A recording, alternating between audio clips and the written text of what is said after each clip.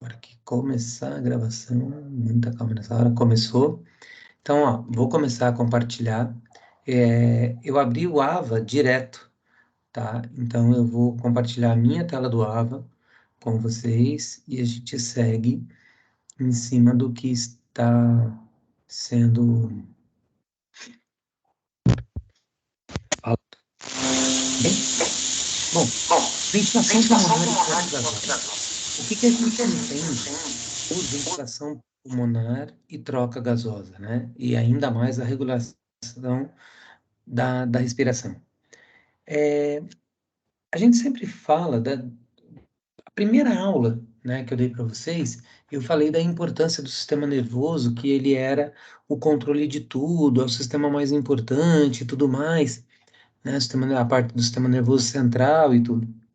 Só que, quando a gente continua estudando, a gente continua vendo todas as questões envolvidas, a gente vê que o nosso organismo como um todo, ele é completamente interligado e, principalmente, ele não tem como ser dissociado. Um sistema, né? Um sistema depende do outro diretamente e completamente. Então, se a gente for pensar, é mais importante o sistema nervoso, respiratório, o cardíaco, o digestório, o ósseo, muscular, todos são importantes. A gente depende de todos eles funcionando muito bem para que a nossa vida funcione muito bem, para que a gente possa desempenhar as nossas funções muito bem. Quando a gente fala do sistema respiratório, né, a gente tem uma necessidade eminente que é a necessidade da presença do oxigênio para que a gente possa executar todas as nossas funções. Então a gente fala assim, os nutrientes que a gente consome na nossa alimentação são o combustível para ah, o funcionamento adequado do nosso organismo. Perfeito, exatamente isso. Só que exatamente como acontece num carro, não adianta eu só colocar gasolina no carro.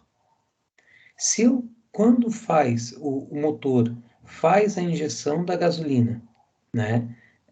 Joga a gasolina lá no carburador. Se não tem a vela funcionando, que vai fazer a faísca, se não tem o oxigênio ali para fazer a combustão e ter a queima daquele combustível que vai fazer o motor funcionar, não adianta nada. Isso a gente faz uma comparação com o nosso organismo. Então eu pego todos os nutrientes que eu consumo, eles são processados, são absorvidos e entram na corrente sanguínea. Quando eles vão para a célula, para ele ser transformado em energia, precisa da presença do oxigênio, porque senão não tem essa transformação. E daí a gente fica sem energia para nada. Então, entender, né, desse funcionamento da ventilação pulmonar, da troca gasosa e da regulação da respiração é muito importante para que a gente dê continuidade. Tudo bem? Vocês estão ouvindo o meu cachorro, ele participa das aulas normalmente, né? Eu estou sem fone, então a interferência dele vai ser um pouquinho maior, mas está tudo bem também. Se ele estiver atrapalhando muito, vocês falam que eu vou lá e dou uns berros com eles. Então, olha lá. Quando a gente fala de ventilação pulmonar, a gente entende o seguinte: a ventilação pulmonar é a entrada e a saída do ar no nosso pulmão, tá? Então, a entrada é a inspiração, a saída, a expiração. Então, e quando isso acontece, existe a troca de gás entre a atmosfera, né, que é onde a gente capta o ar que a gente respira, e o espaço aéreo dentro lá nos nossos pulmões. Então, a gente tem que entender que eu tenho uma capacidade pulmonar, eu tenho um volume de ar que vai ser permitido entrar no meu pulmão, de acordo com a minha condição. Por exemplo, uma pessoa adulta tem um volume, né, de ar maior do que uma criança. Por quê? porque o pulmão é maior, ele é mais desenvolvido. Então, isso tudo vai apresentar diferenças, normal, tá? Só que esse tamanho que a gente tem é o tamanho necessário e adequado para a nossa sobrevivência. Eu posso melhorar isso? Posso. A gente vai ver como daqui a pouco, tudo bem? Então, ó, tanto os pulmões como a parede torácica são estruturas elásticas. Os pulmões tendem sempre à distensão, enquanto a parede torácica tende sempre à retração. O que acontece? Para que tudo funcione normalmente, a gente, como eu falei antes, nosso organismo ele é interligado e indissociável. Então eu preciso de outras estruturas que auxiliem, né, nesse funcionamento. Então a parede torácica, ela está envolvida, né, com o trabalho da respiração, da inspiração e da expiração, né, dessa ventilação pulmonar como um todo, tudo bem? Então, ó, quando a gente está de repouso, o ar dentro dos pulmões é igual à pressão atmosférica ao nível do mar, que é aproximadamente 760 miligramas de mercúrio, tá? Para que eu possa inspirar, o que vai acontecer? Os pulmões eles vão se expandir, né? Eles abrem espaço para que esse ar entre. Então, quando ele se expande, ele aumenta o volume, ele reduz a pressão, né? E nesse momento ocorre a contração dos músculos do diafragma e dos intercostais externos. Para quê?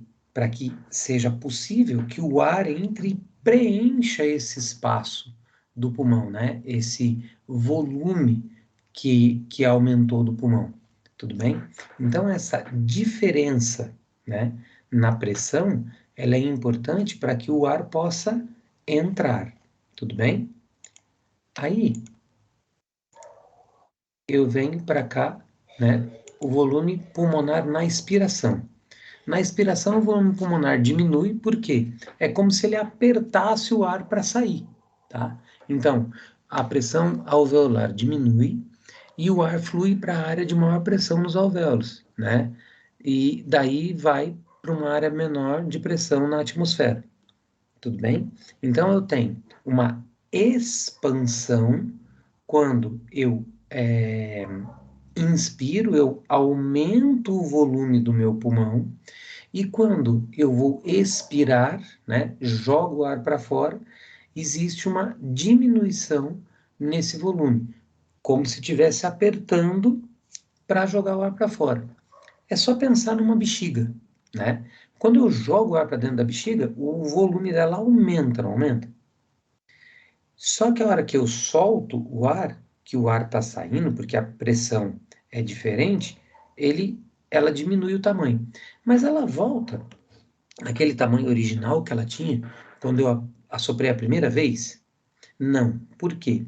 Porque não é todo o ar que sai, tá? Então, a gente não esvazia o pulmão completamente, né? E do mesmo jeito que acontece com a bexiga, acontece com o nosso pulmão. Então, a gente tem sempre uma quantidade de ar residual, tá? Mas isso não vem ao caso nesse momento. Muita calma nessa hora, daqui a pouco a gente fala sobre isso. Então, a inspiração é um processo ativo, tá? Esse processo ativo, ele é realizado principalmente, ó, tá aqui, ó, pela contração do diafragma, né? E esse processo, ele tem como característica a entrada do ar nos pulmões. Tranquilo até aqui? Então, o diafragma é o principal músculo inspiratório, tá? E a sua contração vai provocar o seu achatamento, aumentando o diâmetro vertical da cavidade torácica. Então, quando o diafragma ele está aqui logo, mais ou menos na linha da costela, quando ele se contrai, ele vai para baixo, tá? Então, ele aumenta esse espaço, né, da minha cavidade torácica, e daí eu consigo um movimento de mais ou menos ó, 75% do ar que entra nos pulmões. Então, Quando a gente fala assim, você quer que a pessoa se acalme, que ela tenha uma respiração mais profunda, a gente fala assim, ó, respira lá no diafragma. Porque o que acontece? Quando as pessoas estão nervosas, normalmente ao respirar, ela enche o pulmão na parte superior, ela faz assim, né? Aí você percebe o volume da caixa torácica aumentando aqui, na região peitoral. Mas eu preciso que essa respiração seja mais profunda. Eu preciso que ela seja uma respiração mais tranquila.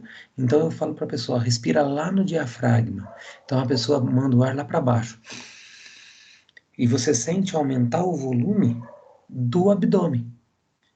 É muito difícil conseguir esse controle quando você não está tranquilo, quando você não está calmo.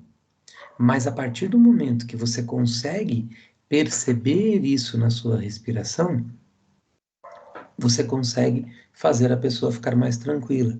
Então, a pessoa nervosa, de repente com um acidente, caiu, alguma coisa assim, né, com dor. Por que que a gente fala assim, ó, calma, respira fundo e devagar? Exatamente para tentar aumentar a quantidade de ar que entra e essa tranquilidade ir tomando conta, né, da pessoa. Quem teve a oportunidade de ir lá no asilo comigo, conheceu as idosas e muitas delas, às vezes, né, elas têm crises de dor e tal, tristeza muito grande, querem chorar. E quando eu estou presente, a primeira coisa que eu faço com elas, nós precisamos respirar para voltar à calma. Então eu peço para elas fazerem uma inspiração mais profunda e uma expiração mais prolongada. Então, normalmente, eu converso com elas nesse tom de voz que eu estou falando com vocês agora. Vocês devem estar até estranhando, né?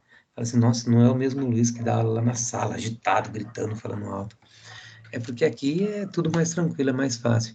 E, em decorrência do Covid, eu tenho sentido muito cansaço, né? Apesar de não estar me movimentando, ao falar, o cansaço aumenta. Eu achei que essa doença, quando as pessoas falavam disso para mim, eu achava que era exagero das pessoas. E galera, não é. O negócio é estranho demais. Mas vamos lá. Então, quando eu tenho essa inspiração normal, né, a gente chama ela de inspiração em repouso. Eu não acelero, né, essa minha frequência respiratória. E daí a expiração. Eu tenho a inspiração como um processo ativo, né, com a contração do diafragma, lembra disso, é importante. E a expiração é uma situação de repouso, então é um processo passivo. Aí, o que que acontece? Não existe contração de músculos expiratórios. Na verdade, ocorre uma retração de fibras elásticas que foram estiradas durante a inspiração e elas voltam ao tamanho normal, fazendo essa redução, né, do tamanho, do volume, né, do meu pulmão.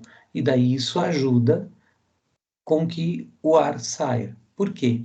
Esse músculo da expiração, ele fica relaxado.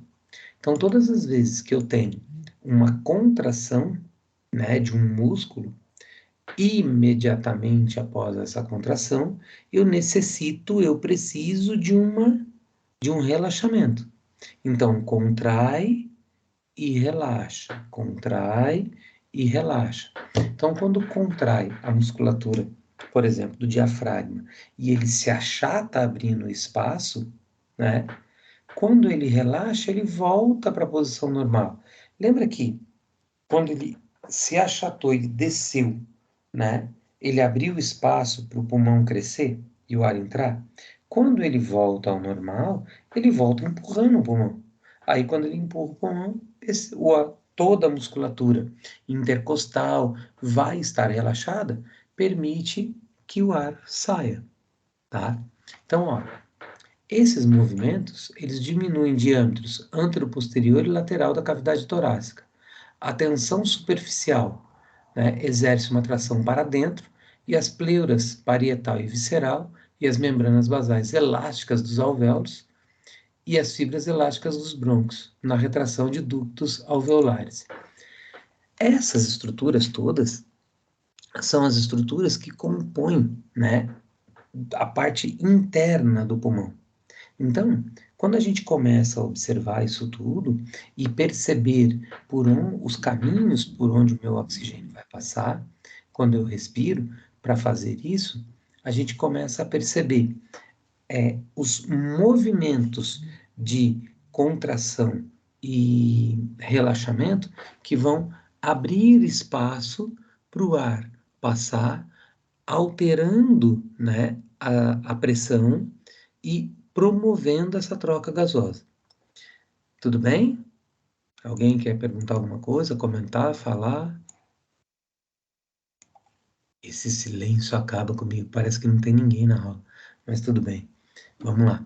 Então, as trocas gasosas, né, elas podem ser divididas em respiração externa. Oi? Oi, estava tomando água. Ah, Diga. escuta, né? A pessoa falando. Você tá bem? Oi, eu tô bem, e você? Tô É que eu acho bem. que você Tá estava com o difícil que assistir microfone. do celular pequenininho.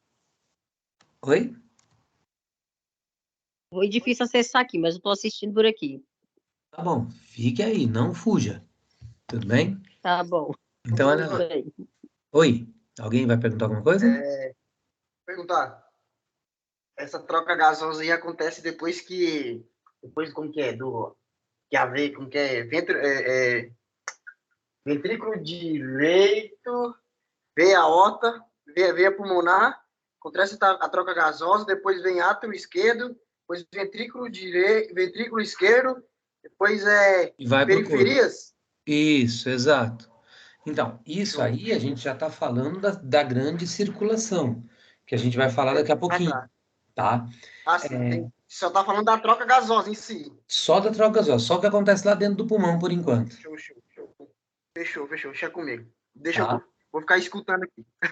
Beleza. Então, ó, quando a gente fala dessa respiração externa, né, é a troca de gases entre o espaço aéreo dos pulmões e o sangue. Então, ó, vai começar a entrar no que você está perguntando.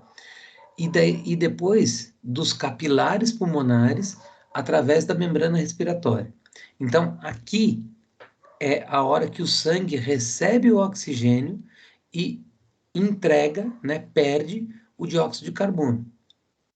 Então, exatamente aqui acontece a troca de gases do, do oxigênio, que é o gás bom para a gente, né, que está chegando, que o sangue recebe isso para ir para as periferias, e ele perde esse dióxido de carbono, que é o gás ruim, né, que veio lá das periferias para a gente e vai ser expulso, vai sair com é, com o sangue que vai, né, voltar. Então, quando eu faço essa troca gasosa, o oxigênio que está no pulmão entra no sangue e o CO2 que está no sangue vem para o pulmão, quando eu expiro, o CO2 vai embora. Ele volta para a atmosfera, tá? Aí o que que acontece? Como que renova esse oxigênio? Porque se a gente for pensar, né, todo mundo respirando todos os dias, o tempo todo, o oxigênio ia acabar. Mas o que que acontece com as plantas? As plantas, durante o dia, quando elas estão recebendo, né, a luminosidade, a luz solar, ela faz o processo da própria produção do alimento dela, né? E para isso ela usa clorofila e tudo mais. Só que para fazer isso, a planta precisa de CO2 e não de oxigênio. Então o que que ela faz?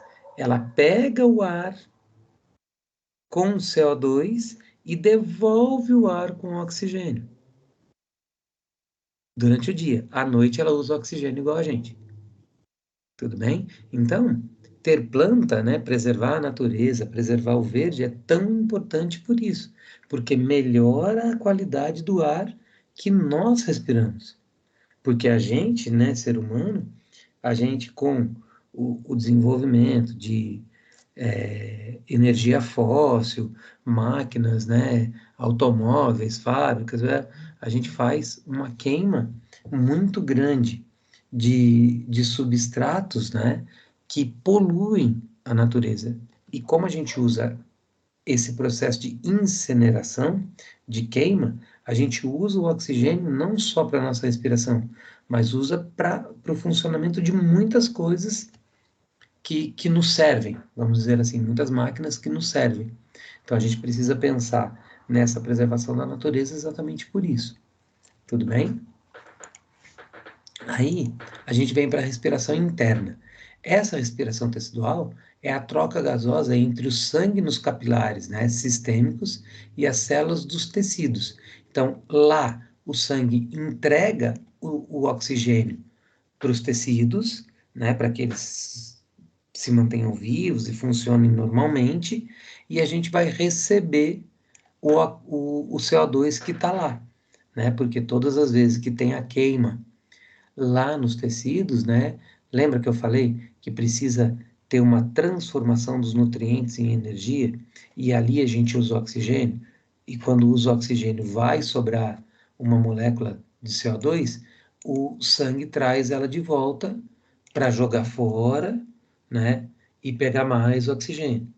Então, a gente tem dois tipos de troca, né? De respiração. Então, eu tenho a externa, que é a pulmonar, e a tecidual, que vai acontecer lá nas periferias. Então, o caminho, né, como ele falou, é sempre esse. Do pulmão, volta para o coração, né, e do coração sai para as periferias. Volta da periferia no coração, do coração ele manda de novo, né, para um outro sistema de circulação, de volta para o pulmão, faz a troca gasosa, vem no coração. E esse ciclo não tem fim. Ele vai se repetindo constantemente, tá? Em alguns momentos de uma forma mais veloz, em outros momentos de uma forma mais lenta. Todas as vezes que a gente fala do nosso metabolismo basal, que a gente está em descanso, a gente está em repouso, o nosso metabolismo é mais lento. Então, isso acontece de uma forma eu costumo dizer que é uma forma mais orgânica, é uma forma mais natural, né? Você não aumenta, né? Você não força o seu organismo a aumentar. Quando eu estou fazendo um trabalho braçal, quando eu estou varrendo a casa, caminhando, correndo, fazendo alguma outra coisa, que eu saia dessa minha condição de repouso, é claro que eu preciso de mais energia, de mais oxigênio, mais sangue circulando.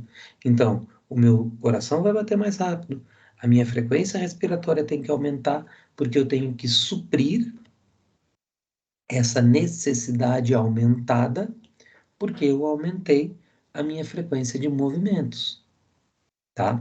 Então, e por que eu vou falar isso sempre?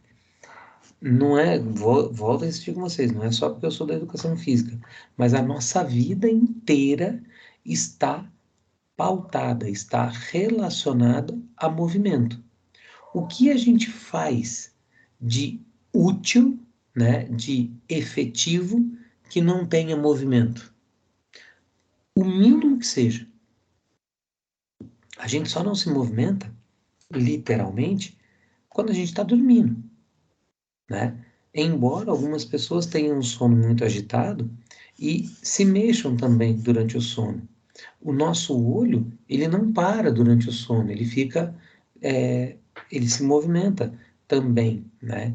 Então, a ideia de movimentação, ela sempre acontece. O nosso cérebro não desliga, o coração não para de bater, o pulmão, né, não para de fazer as trocas gasosas. Então, tudo que a gente está fazendo tem sim essa ideia de movimento, ok?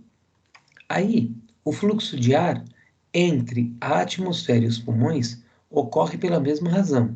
O sangue flui pelo corpo e a existência de um gradiente de pressão, né, que é a diferença, vai fazer com que o ar entre nos pulmões quando a pressão dentro do pulmão é menor do que a do ar da atmosfera.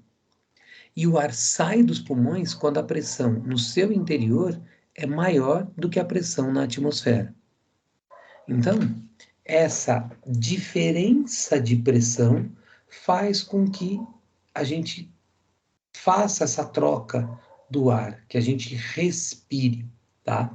Então, todas as vezes que eu tenho essa possibilidade de aumentar, por exemplo, desculpa, a minha frequência respiratória, porque eu estou fazendo um exercício, eu estou, entre aspas, forçando essa diferença de pressão interna e externa do meu pulmão, tá? Por quê? Porque eu tenho essa necessidade imediata de fazer a troca. Tudo bem? Tranquilo, meu povo de Deus? Ninguém responde, diz a lenda que quem cala consente. Então, ó, quando eu falo de regulação dessa respiração, ela é formada, né, por um grupo de neurônios divididos em 3 áreas localizadas no tronco encefálico, na região chamada centro respiratório, que são, ó, a área de ritmicidade da medula no bulbo. Então, essa área ela tem a função de controlar o ritmo básico da respiração, que normalmente é de 2 segundos, né, de inspiração e 3 segundos de expiração. Ali existem neurônios inspiratórios e expiratórios, e eles vão constituir, né, essas duas áreas, inspiratória e expiratória.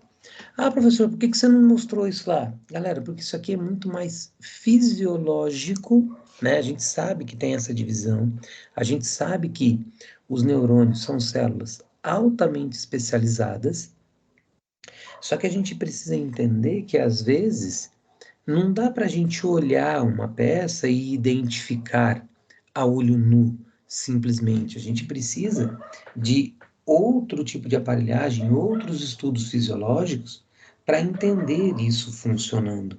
Então, normalmente você percebe essa ação, né, os neurônios funcionando através de uma ressonância magnética, tá? Com a pessoa respirando e fazendo o exame, né, a ressonância.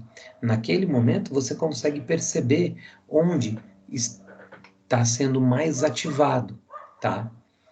Por que a gente fala que um ritmo básico de respiração é normalmente 2 segundos e a expiração é 3? Eu tenho uma tendência a perceber a minha inspiração, né, quando ela é orgânica, natural, em repouso, ela é mais rápida por quê? Porque essa expansão, né, eu não vou encher completamente o pulmão e eu solto esse ar mais devagar, porque a recolocação, né, o reposicionamento dos músculos, né, que fazem a inspiração, ela acontece mais lentamente. Esse relaxamento do músculo, para ele voltar à sua posição normal, é um pouco mais lento do que esse processo da contração que ele faz para abrir o espaço, tá? Isso é normal, isso é super natural, podem ficar tranquilos quanto a isso. Aí eu tenho uma área pneumotáxica. Essa área, a principal função dela é desligar a área inspiratória, antes que os pulmões fiquem muito cheios de ar. Então, esses impulsos têm a finalidade de diminuir essa duração da inspiração, enquanto a área estiver mais ativa, e a frequência da respiração será mais rápida, tá? É o que explica a inspiração ter 2 segundos e a expiração ter por volta aí de 3 segundos. Por quê? Lembra que eu falei, a gente tem sempre um volume de ar residual. Então, eu não vou encher demais os pulmões, porque às vezes eles muito cheios de ar, né, muito ocupados, vamos dizer assim, eu prejudico a troca gasosa. Nem todo ar que é inspirado ele é trocado, tá? Nem todo o oxigênio que eu consigo inspirar, ele vai entrar nessa troca, por causa dessa velocidade. Então, às vezes, esse ar residual que eu tenho, ele tem ainda um pouco de oxigênio ali. Por quê? Nem todo o oxigênio foi trocado, nem todo o oxigênio foi absorvido, mas também nem todo o ar que eu inspirei, ele foi, entre aspas, expulso, ele saiu do meu pulmão, tá? Então eu tenho essa reserva, vamos dizer assim. E a área apneustica, né? Ela é localizada na parte inferior da ponte. Lembra lá da ponte? Bulbo, ponte, lá no tronco encefálico? É a área que envia os sinais ativando, né? E prolongando a inspiração, resultando em uma inspiração mais longa e intensa. Quando essa área está ativada, os sinais, né? Da área apnêustica aqui, eles são anulados. Lembra que aqui na área apnêutica, ela vai aumentar essa duração. Então, ó, quando eu forço, quando eu quero aumentar essa minha respiração, né, a respiração, ela é um movimento involuntário, ela acontece sem a gente pensar, mas eu consigo ter um controle sobre ela. Então, por exemplo, eu quero respirar mais profundamente, vou segurar a minha respiração e depois eu solto o ar mais lentamente. Então eu vou fazer o movimento, ó. Seguro. E agora eu vou soltar. Então, quando eu tenho esse controle, quando eu tenho essa intencionalidade de prolongar a minha inspiração e a minha expiração, eu aumento esse meu controle, eu mando sinais para que, ó, estou prolongando a minha inspiração, eu preciso fazer isso. Tem vezes que a gente vai fazer isso e a gente não percebe, por exemplo, que a gente está aumentando a respiração, né? Vocês já tiveram algum momento que, de repente, durante o seu dia, você se sente um pouco mais cansado, um pouco mais pressionado, com alguma situação, e você fala que você precisa respirar fundo, mas você não está pensando nisso, você simplesmente faz uma inspiração mais prolongada. Por quê? Porque o seu organismo já está te dando sinais, ó, preciso de mais oxigênio aqui, preciso estar, ter um aporte maior de oxigênio. E você faz sem perceber. Tudo tranquilo? Uhum. E daí, quando a gente vale acrescentar um ponto, né, a respeito da tosse e do espirro. A tosse é um mecanismo de defesa natural inespecífico. Ele remove agentes irritantes que chegam às vias aéreas inferiores, né? Já o espirro é definido como uma contração espasmódica dos músculos da inspiração que forçosamente expelem o ar pelo nariz e pela boca.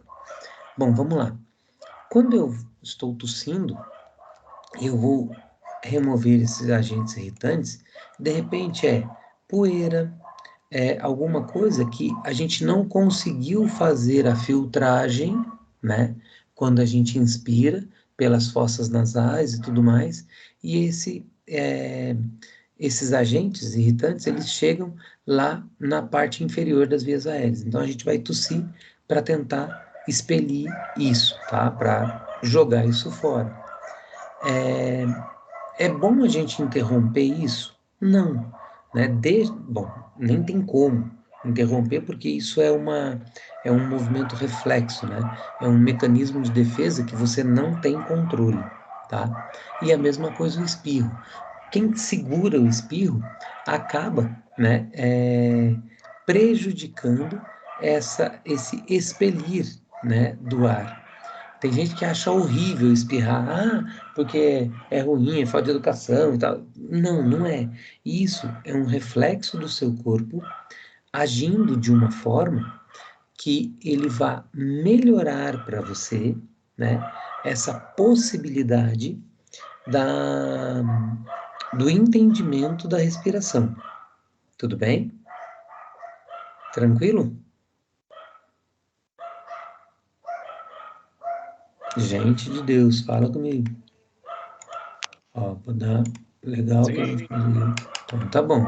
Muito bem, vou parar de compartilhar um pouquinho. Vamos lá. Alguém tem alguma pergunta? Quer falar alguma coisa? Fazer algum comentário? Enquanto eu troco aqui. Não? Nossa, que ótimo. Vocês são o máximo. Então, acho que eu vou até revisar a outra parte. Vou mostrar as estruturas para vocês. Espera aí que eu vou achá-las já. Que, na verdade, a gente não viu as estruturas aqui, né? Eu optei por usar só esse slide aqui, que não tem... Espera aí. Muita calma nessa hora. Oi.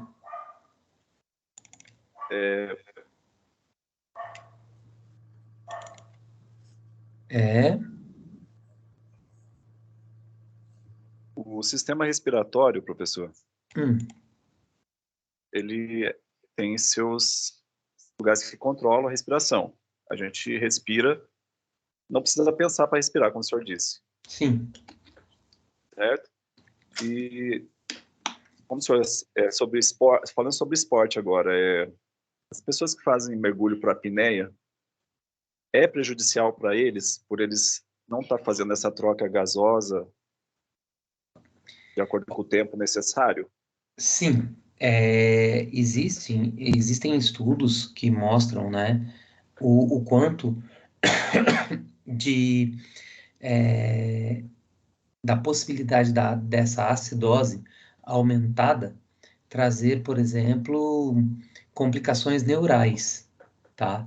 Porque a pessoa fica muito tempo sem a troca gasosa, sem o fornecimento adequado de oxigênio cerebral, ele tem alguns prejuízos neurais, tá? Mas é claro, vamos voltar a entender sempre o processo do esporte, da competição.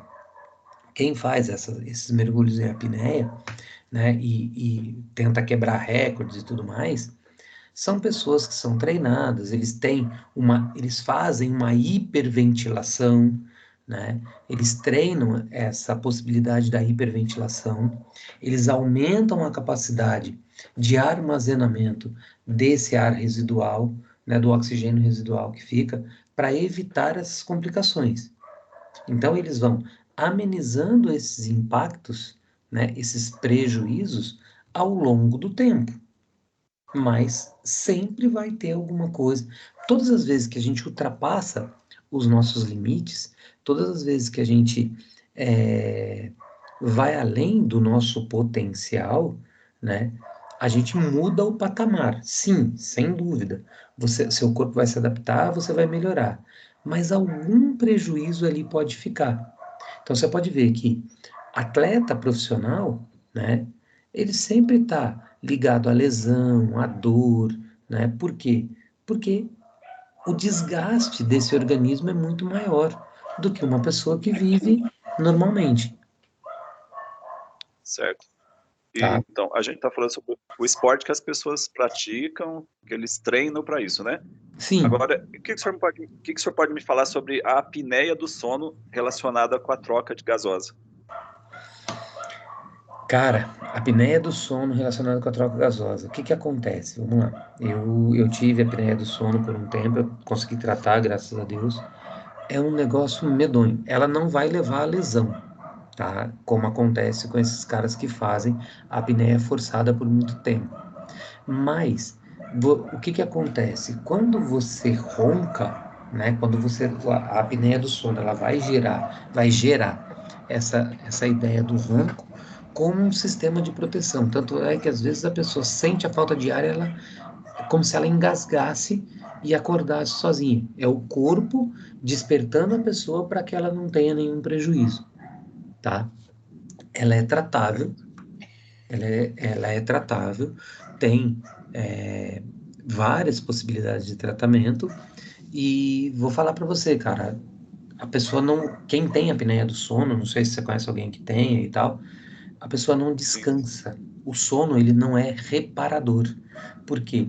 Porque o corpo, ele fica o tempo todo em alerta em decorrência dessa apneia. Por quê? Quando a Tem gente... pessoas que usam Aparelho. isso, um CPAP. Isso é horrível, medonho. Eu Eles fiz acabam os... se acostumando com aquele aparelho e depois não conseguem mais retirar da vida deles aquele aparelho. Depende dele pro resto da vida, praticamente. Sim, sim. Então, eu tentei usar, eu não me adaptei, cara. É, É, porque assim, na verdade, além da apneia do sono que eu tinha em decorrência da obesidade, eu tenho desvio de septo, né? Eu quebrei o nariz lutando e ele foi pro lugar e não foi pro lugar, né? Então eu tenho um desvio de septo assim bem importante. Então isso também prejudica a minha respiração. Então eu teria que acertar fazendo uma cirurgia. Só que eu fui ver período de recuperação e tal. É uma cirurgia muito chata. Eu falei, como não está me atrapalhando, por exemplo, a trabalhar e tudo mais, eu tô deixando passar, né? Até o momento que eu ver que fala assim, meu, não dá mais. Aí a gente vai lá e faz a cirurgia. Vai que conserte esse rostinho lindo aqui, né? Fico mais bonito. Acho meio difícil, né? Porque eu vou fazer um desvio de septo, não vou nascer de novo, né? Mas a rapaz. ideia é essa, tá? É entender esse processo, porque quando a gente dorme, o nosso corpo ele entra em repouso total. Então a ideia é quase que desligar. Eu ter um sono reparador, né? Quando o meu organismo está recuperando e fazendo uma limpeza geralzona, né? Melhorando tudo o que aconteceu, repondo proteína onde precisa e tudo mais, organizando a casa. Se eu estou o tempo todo, né, se meu sistema nervoso fica o tempo todo em alerta por causa dessa apneia, eu não descanso. Então, quem tem apneia do sono não entra no sono zen, que o pessoal que estuda o sono fala, né? Que é a parte do sono mais pesada e mais reparadora. Então, existe esse prejuízo. Então, a pessoa acorda cansada, né? Ela parece que vai dormir e acorda mais cansada do que ela dormiu. Então, a apneia do sono é um negócio triste, cara. Eu sofri bastante tempo com isso. Mas precisa Bem, fazer o acompanhamento. Expliquei ou só enrolei você? não, foi bacana. Eu gostei de Então, tá bom. escutar. Então, vamos lá. Podemos para a segunda parte? Núbia quer falar alguma coisa? Tá piscando aqui? Não, professor. Ah, tá. Não, é que tá piscando o negócio. Eu achei que você estava querendo comentar alguma coisa. Não, não. Então, beleza. Vamos lá. Olha lá. Então, vamos falar agora das patologias e dos fármacos que estão envolvidos aí com o nosso sistema respiratório. Vamos entender o seguinte. Quando a gente fala de patologia no sistema respiratório, né, a maioria delas ela vai nos confundir um pouco, porque elas são muito parecidas, né? E é importante entender um pouquinho dessa diferença entre elas, porque às vezes, não que a gente vá tratar, que a gente vai medicar, alguma coisa assim, mas para que a gente... O que é importante, quem é da nutrição, quem é da enfermagem, da educação física, né, é conseguir conhecer e entender, né, sobre essas patologias, para que a gente possa encaminhar. Então, por exemplo, se eu vou dar um treinamento para um cara asmático e eu não sei os sintomas, não sei as características do problema da asma, o que eu posso fazer? Eu posso não acreditar, né, no que aquela pessoa está sentindo e forçar ela demais e levar ela para uma situação pior do que aquela falta de ar que ela já sente naturalmente. E daí eu acabo complicando o problema. Normalmente, quando a gente fala de asma, bronquite e tal, a atividade física vai ajudar a minimizar esses efeitos, quando ela é aplicada na quantidade certa, na intensidade certa, no momento certo.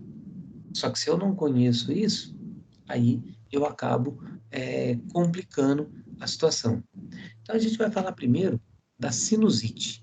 Quem sabe, bom, tá escrito aqui, né? Sacanagem, vou até tirar. Vocês não leram. Quem já leu?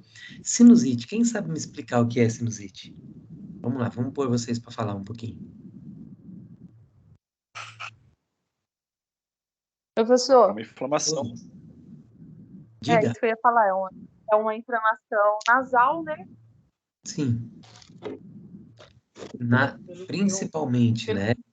Na parte da face, né? Nos seios nasais. E daí o que acontece? Essa inflamação, né? Ela, ó, é uma inflamação das mucosas dos seios da face, da região que compreende as cavidades ósseas ao redor do nariz, maçãs do rosto e olhos.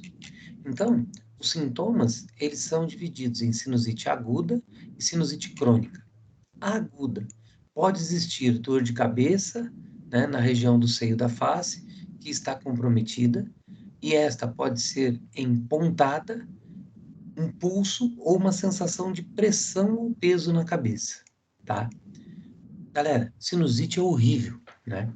E a crônica tem os mesmos, né, os mesmos sintomas, mas existe uma certa variação com relação à intensidade, podendo estar ausente nos seios da face, né, e pode acometer febre. Então, todas as vezes que a gente fala de sinusite, é uma sensação muito ruim, é uma sensação incômoda demais, né, para as pessoas, né, que têm. E o que tem que fazer? Tratar, medicação, né? Então eu preciso entender isso e não achar, né, não levar em conta, por exemplo, que a pessoa está, de repente, a pessoa confunde, né, e fala que a cabeça está doendo, porque fica tudo doendo, e daí você vai lá e trata como se fosse uma dor de cabeça comum, e não é. Professor, Oi. a gente trabalha no hospital, a gente observa que geralmente o médico ele faz um diagnóstico através de um raio-x para esse caso de sinusite. Sim, Como é uma inflamação, certo? certo. Eu acho assim, eu agora me questiono, por que que eles não entram com anti-inflamatório, eles entram direto com antibiótico? Bom, aí, cara, você me complicou, me apertou sem me abraçar, como a gente diz.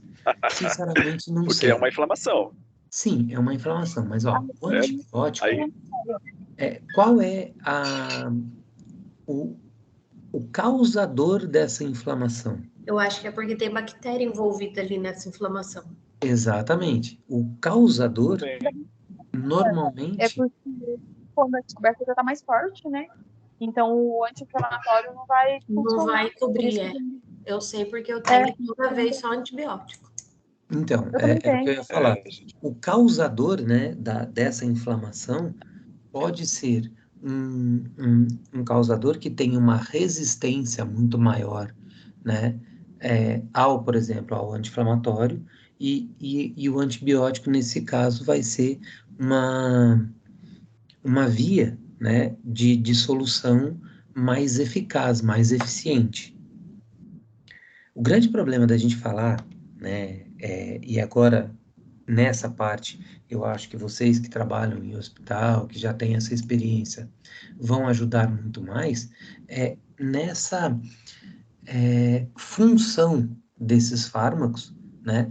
Porque não é a minha área de domínio, né? Então, assim, muitas vezes o que vocês vão me contar do que vocês vivem na prática do hospital vai ser muito mais rico e muito mais importante do que eu tentar explicar para vocês e eu falar besteira, tá? Então, aqui, na verdade, eu quero me prender mais a entender, por exemplo, o que é e quais são esses sintomas para que a gente possa encaminhar, Tudo bem? Bem. Então vamos lá. Não que vocês não possam perguntar, pelo amor de Deus, pergunta que é bom. Até essa troca entre vocês eu aprendo também. Entendi. Ó, a asma também uma inflamação crônica de vias aéreas e a hipersensibilidade das vias respiratórias. E isso, né, vai acontecer com uma variedade grande de estímulos. Então, o processo ele pode ser revertido parcialmente de forma espontânea ou através de um tratamento. Quais são os sintomas? Dispneia, tosse, respiração ofegante, rigidez torácica, taquicardia, fadiga e ansiedade. Eu tenho um grande amigo que foi meu atleta, hoje ele é formado em educação física, e ele é asmático. Ele jogava handball. E ele tinha treino físico comigo toda segunda e toda quarta-feira. Ele falava que chegava domingo à noite, ele já começava a sofrer, porque ele sabia que ele ia passar mal no treino, porque o treino era muito forte e ele tinha vergonha, muito novo, né? 14, 15, 16 anos ele tinha na época, ele tinha vergonha de falar para mim que era asmático. E ele sentia muito cansaço, ele ficava muito ofegante, só que ele não me falava. E eu falava para ele que ele estava enrolando no treino. Até um dia que a mãe dele resolveu ir no treino e falou assim para mim, ó, professor, ele tem vergonha de falar para você, mas ele é asmático. A minha vontade era pegar um gato morto e bater naquele moleque até o gato miar. Por quê? Eu estava prejudicando ele em relação ao rendimento esportivo, à saúde geral dele, porque ele criava uma ansiedade muito grande para o treino, ele não conseguia render e eu brigava com ele o tempo todo, exatamente porque ele não me contava que ele era asmático. Então, às vezes, se eu tivesse na época, foi início de carreira, se eu tivesse na época um conhecimento maior, eu poderia ter relacionado essa fadiga e essa respiração ofegante dele, às vezes com treinos leves, né, de intensidade leve ou treinos curtos, com a asma. Só que eu também não tinha esse conhecimento na época, né, era recém-formado, um dos primeiros trabalhos que eu fui fazer, se a mãe não vem me falar, foi aí que eu comecei a entender, comecei a estudar a asma para entender o que acontecia com ele, né? Aí eu via que ele usava bombinha e tal, porque também ele mantinha tudo escondido. Então, por exemplo, dia que estava muito frio, eu nem deixava ele treinar. Eu fazia um outro trabalho com ele. Por quê? A temperatura do ar atmosférico, diferente, né, mais fria, o asmático é pior. Então, eu comecei a tomar vários cuidados com ele a partir do momento que eu comecei a entender isso e comecei a estudar o que era asma. Tá? Então, por exemplo, ó, numa crise aguda, o tratamento é feito com base em inalação de fármaco, na intenção de relaxar o músculo liso nos brônquios, com a finalidade de expandir as vias aéreas. Então, eu tenho aqui, né, uma possibilidade, um tratamento com a intenção de expandir as vias aéreas para facilitar esse fluxo, tá? E daí, na fase crônica, a finalidade é diminuir a inflamação. Então, como que o médico vai tratar isso? Ele vai entrar com medicação, né, para quem saiu dessa fase aguda e ficou na fase, regulou, né, melhorou aí a respiração e tal, não está tendo aquelas crises violentas, o médico vai fazer a prescrição de medicamentos para diminuir essa inflamação. Uma pergunta para vocês: asma tem cura? Não. Não. Eu vou Tem diminuir. tratamento. Tem tratamento, então, mas é um tratamento para a vida toda. Não é aquele negócio assim, ó, eu vou tratar, eu vou fazer, sei lá, tratar 2 anos, 3 anos, acaba. Não, não acaba. A inflamação vai estar ali, ela pode estar muito mais controlada, eu consegui diminuir a intensidade dessa inflamação. E daí eu vou deixar de ter crises, né? Crises agudas da asma. Mas ela sempre vai estar comigo. Tudo bem? Então, a pessoa tem que estar muito atenta a isso também. E bronquite? Qual é a diferença? Tem diferença de asma para bronquite?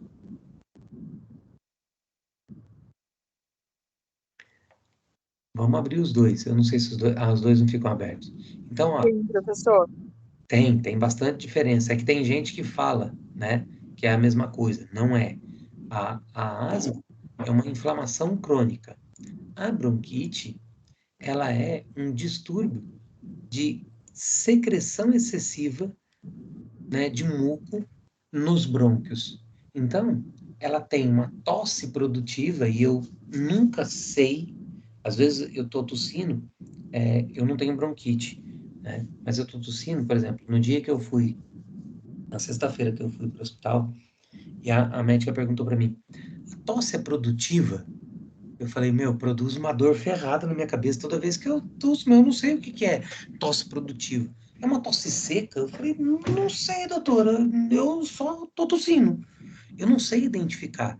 E eu não consigo, né, entender essa... Quando falam da produção, da produção de secreção. Aí a médica me falou assim, quando você tosse, você sente que enche a sua garganta com pus, com líquido, com alguma coisa assim? Eu falei, parece que enche, né? Vem tudo aqui assim, mas eu paro de tossir, o negócio volta. Ela falou, então, isso é uma tosse produtiva.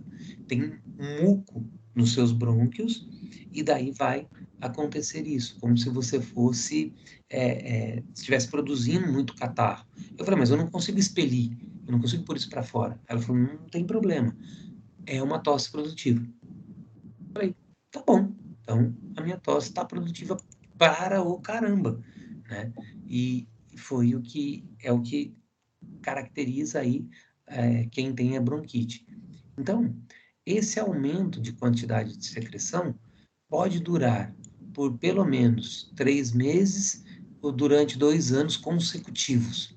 Isso aqui eu não entendi, porque qual é a impressão que dá quando eu leio isso aqui? Que a bronquite vai durar de 3 meses a 2 anos e o cara não vai ter mais. E eu sei que isso não é verdade, porque a bronquite vai ficar sempre, né, com a pessoa também. Ela também controla, ela também faz uso de medicação e tudo mais para ter esse controle. Então, os sintomas, ó, tosse produtiva, além de dispneia e ruídos na respiração, cianose e hipertensão pulmonar. Esses ruídos na respiração é o que o pessoal fala que é os gatinhos, né? A gente fica chiando, o peito fica chiando, não é isso? Vocês que são do hospital aí, que manjam do negócio. Professor, minha filha, na verdade, ela tem chia bastante, eu não tenho noção. Fala de novo, que ficou muito baixo. Fala de novo, quem falou da filha aí. Minha filha tem bronquite e, na verdade, faz um barulho, um chiado muito, realmente parece gato mesmo. E é muito alto, assim, é um negócio bem... E confunde bastante com o resfriado normal. O que faz a diferença é o chiado, né? Sim. Então, daí o que acontece? Parece que ela tá resfriada o tempo inteiro, né? Isso, parece que assim, e dura, quando ela tá atacada, chega a durar 15 dias, mesmo controlando com medicação, inalação o tempo todo, mas chega a durar bastante. Tá, e quem conta pra mim o que é cianose? Vamos lá. Como? Cianose, que tá aqui, ó. Como que o senhor não sabe o que é Fica cianose? uma cor roxa, Vai ficando com Quando a pessoa fica baixa roxinha, saturação. respira, filho, vai tá morrer. roxo de tanto se É só lembrar do Avatar, gente. Lembrou do Avatar, todo mundo percebeu que esse nome. casulado. Entendi. Isso. Então, os carinhas do Avatar, tudo tem bronquite. Tudo bronquiteiro. Tudo bronquiteira, bom. Então, na verdade, a cianose, para mim, era só quando faltava o ar de verdade, que a pessoa ficava roxona mesmo, mas por uma... Como fala? Falta de ar é dispneia. Não, não. Sabe quando tem alguma coisa, tipo, a pessoa tá engasgada? Ah, sim. E daí fica aquele... Vai ficando roxo e tal, não sei o que, porque tá engasgado. Pra mim, Isso cianose era só ah, sim. nessa A situação. obstrução de vias aéreas também causa cianose. Isso, então. Para mim, cianose só acontecia nessa situação. Eu não sabia que quem Não. tem bronquite Professor, apresentava isso. Oi. professor, até quando o paciente tem baixa perfusão periférica, sabe? Fica com o dedinho tudo roxo. Sabe no frio, quando a gente frio fica com o dedo roxo? Sei. É uma cianose de extremidades. Sei bem. Quando eu tô pedalando, ele sempre fica roxinho quando tá no inverno. Você acredita que a médica falou que eu não vou poder pedalar por pelo menos um mês? Eu falei pra ela, você é louca, semana que vem, segunda-feira, eu já tô pedalando, não quero nem saber. Nossa. Não é? Eu tenho que voltar com o meu pulmão normal, cara. Eu tô cansado pra caramba. Você é louco, tô cansado de não fazer nada, eu acho. Né? E a pneumonia, galera, o que que é? É uma inflamação no pulmão? Isso, nos alvéolos, é uma inflamação aguda. Então, ela pode ser causada por bactéria, por vírus, por fungo, por substâncias inorgânicas ou reações alérgicas. Olha quanta coisa pode provocar essa pneumonia. E, às vezes, as pessoas não acreditam, né? Não acreditam, não. Na verdade, não fazem o tratamento correto da pneumonia, né? Quem é acometido pela pneumonia precisa fazer um tratamento, é um tratamento que é feito através de antibiótico e ele tem uma duração, assim, bem longa, né? Não é tipo, tomei 5 dias, acabou os sintomas, eu paro e tá tudo bem, né? Embora tenha muita gente que faz isso. Só que daí o que que acontece? Acaba, entre aspas, né, treinando todas essas bactérias, esses vírus e tudo mais, e eles vão ficando mais fortes, mais resistentes. Quando você entra uma próxima vez que aparece essa crise aguda, né, com os antibióticos, parece que eles não fazem mais efeito. Então, daí tem que mudar, né, a medicação mais forte e tudo mais.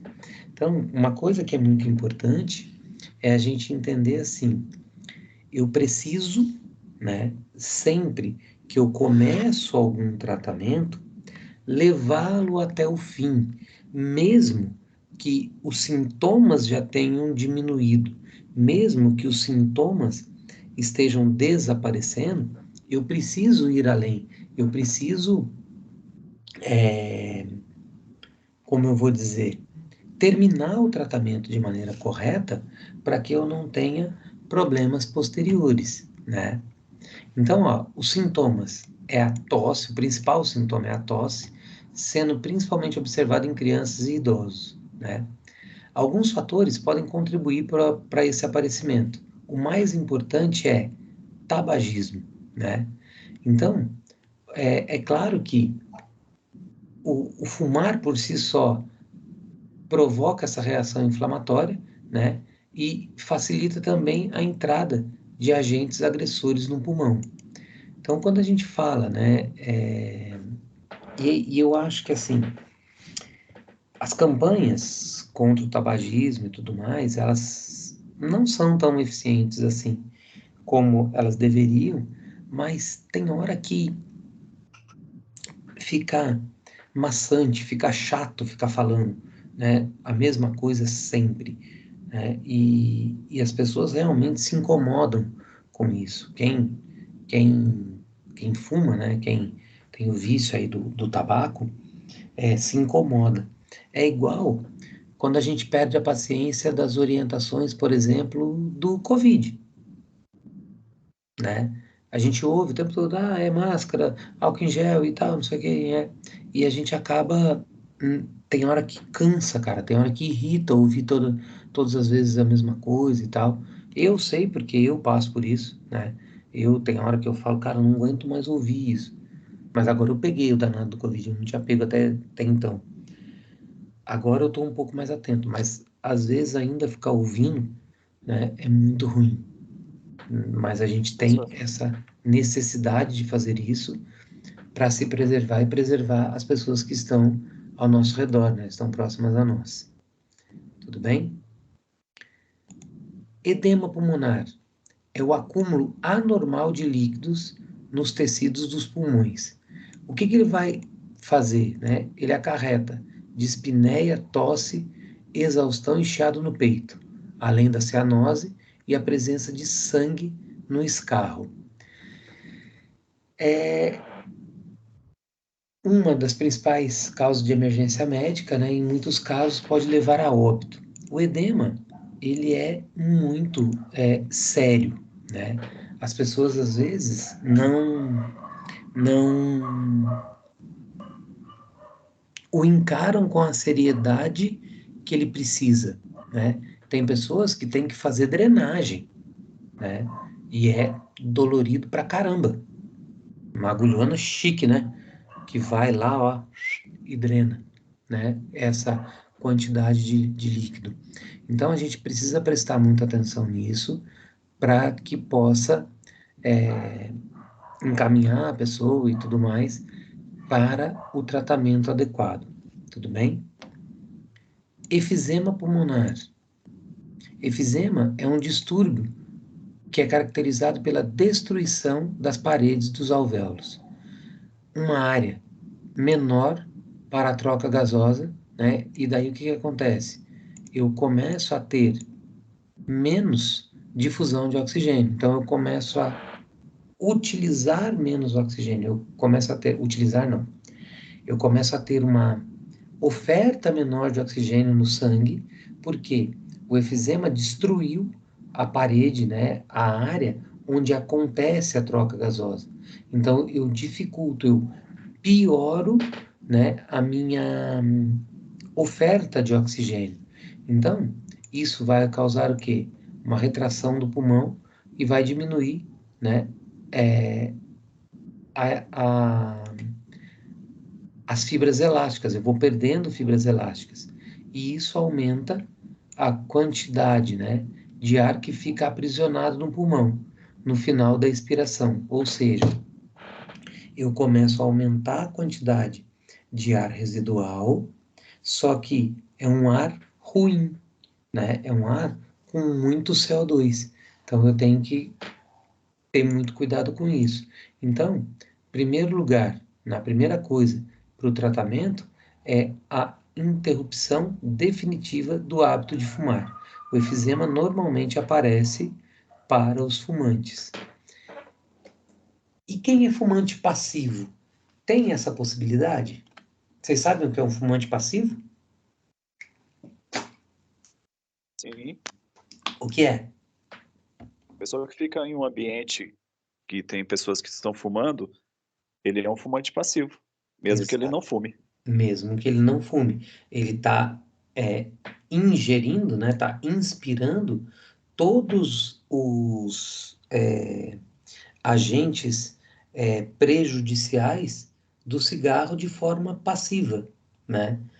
Por isso que tem as leis, né? Não pode fumar em lugar fechado e tal, não sei o quê. Tem restaurantes e tal que tem a área dos fumantes, dos não fumantes. Só que daí a área do não fumante e do fumante é uma do lado da outra. O que acontece? A fumaça vai tudo para lá e não adiantou nada. Então, por isso que eles Por proibiram. tabela. Exatamente. Por isso que tem aquela lei que proíbe, né? Então, o lugar é fechado, não pode fumar. Por exemplo, o estabelecimento, né, comercial, ele tem que se responsabilizar por isso, desculpa, por esse controle, exatamente para tentar proteger as pessoas desse tipo de agressão, que isso aí, na verdade, é uma agressão, né? Que oferecida, ofertada, ou sei lá, que a pessoa está exposta. Eu acho que é melhor estar exposta. E a embolia? A embolia, ela é uma obstrução das artérias pulmonares por coágulos, né? Que podem ser trombos ou embolos, geralmente formados nas veias profundas das pernas ou da pelvis, e acaba sendo liberado na circulação sanguínea. Raramente, né, existe embolia gordurosa, que podem ser provocadas por traumas ou fraturas. Embolias aéreas, né, bolhas de ar ou líquido amniótico. Acontece. É mais raro, mas acontece. Mas, na verdade, a grande parte, né, dos problemas de embolia pulmonar vem por esses coágulos. Por exemplo, quando a gente fala de fratura, a gente chegou a comentar na aula da fratura de fêmur, né, que é uma das maiores causas de morte em idosos. Por quê? A fratura de fêmur, normalmente, ela vai... Opa, o que eu apontei aqui? Quieto aqui, rapaz. Acho que não quero saber disso. Aí. A fratura de fêmur, normalmente, ela vai causar, né, esses coágulos, esses trombos, e isso vai trazer uma série de complicações se cai aí na corrente sanguínea, né?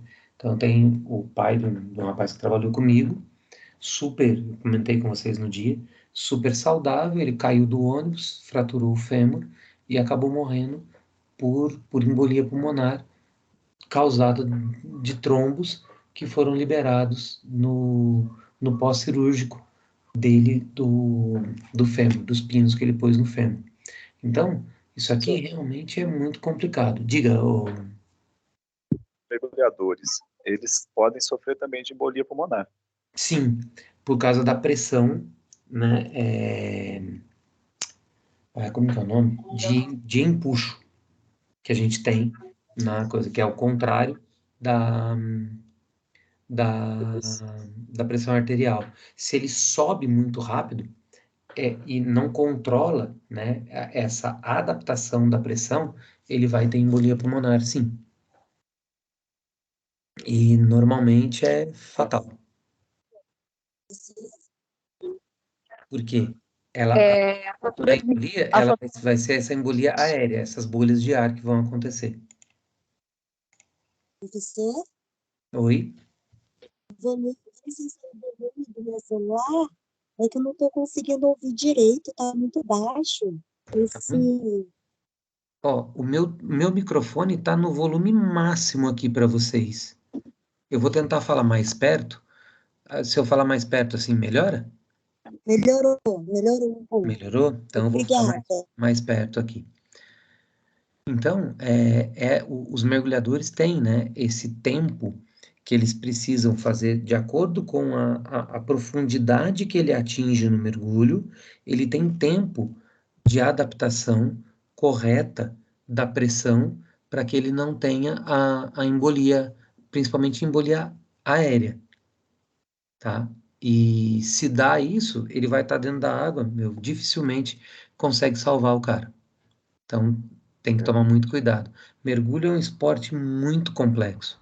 Ele é muito legal para quem faz, eu nunca fiz.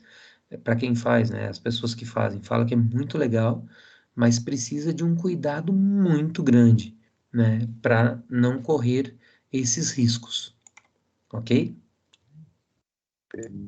Aí, os fármacos, né, que são utilizados, eles normalmente são aplicados na mucosa nasal, né, inalados ou ainda via oral, né, e tem também via parenteral através de absorção sistêmica. O que eles fazem normalmente, né?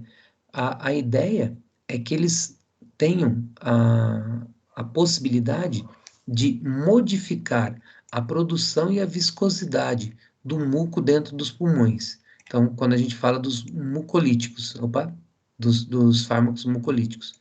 Então, aqui ele torna menos espesso, né, esse muco e facilita o deslocamento para a laringe, o que vai estimular a tosse, né, e geralmente a prescrição é feita para pacientes que têm essa tosse crônica, tá?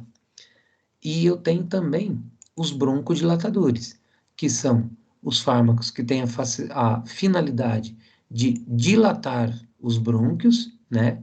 E a principal via de administração é por inalação. A ação direta deles, né? E a menor incidência dos efeitos colaterais. Existem também fármacos em forma de comprimido, líquido ou de forma injetável.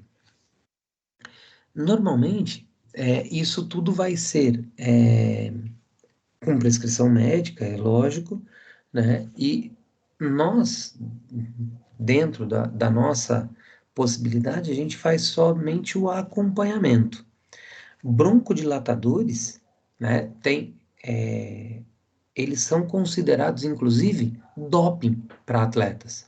Então, atletas que precisam usar, né, esse tipo de medicação, eles têm que ter, se ele vai para uma competição como a Olimpíada, por exemplo, ele tem que ter uma autorização do Comitê Olímpico, da Junta Médica do Comitê Olímpico, da dosagem que ele usa, para que isso não seja considerado o doping, né, dele, que ele está levando vantagem sobre os outros atletas. Então, tem que tomar muito cuidado com isso. Então, todo atleta que faz tratamento, que precisa do uso de medicação como essa, ele tem essa preocupação e esse acompanhamento. Ele tem que comprovar o porquê ele precisa daquilo, para que ele não caia, né, não perca resultados, tipo homologação de recorde, medalhas e tudo mais. Então, ele tem que tomar bastante cuidado com isso. Tudo bem até aqui? Aqui é aquele videozinho que fala do encerramento, daí depois é bom vocês assistirem e ver legalzinho. Tranquilo até aqui, galera? Parei um pouquinho. Eu vou colocar agora o slide, então, que está na seção, deixa eu ver em qual seção que ele está, 14, 16, 15, na 4.2, que eu vou falar sobre as estruturas, tá? Deixa eu ver, esse mesmo, mas eu quero mostrar ela, então não é esse slide, peraí.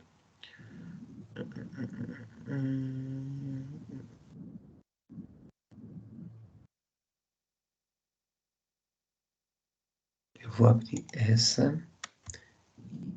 Opa, peraí, tá pensando? E essa. Um momentinho só, galera, que eu tô abrindo aqui a estrutura, tá? O slide que eu vou pôr para vocês para a gente ver as estruturas que a gente conversou sobre elas agora há pouco. Muita calma nessa hora.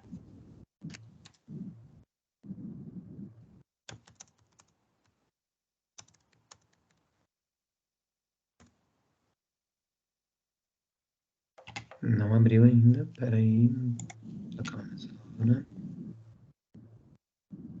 Patologias, deixa eu ver se é esse. Não, seria cardiorrespiratório.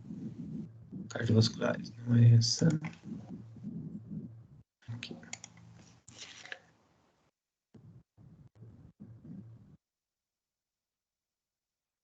Aqui. Beleza, é esse aqui mesmo. Vamos lá. Ó, vou compartilhar com vocês aqui. Janela.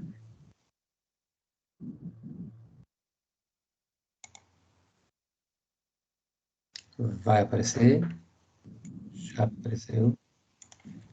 Ó, de tudo que a gente estava falando, então agora tem a... É assim, deixa eu explicar uma coisa para vocês. Todas as vezes que a gente faz uma aula online,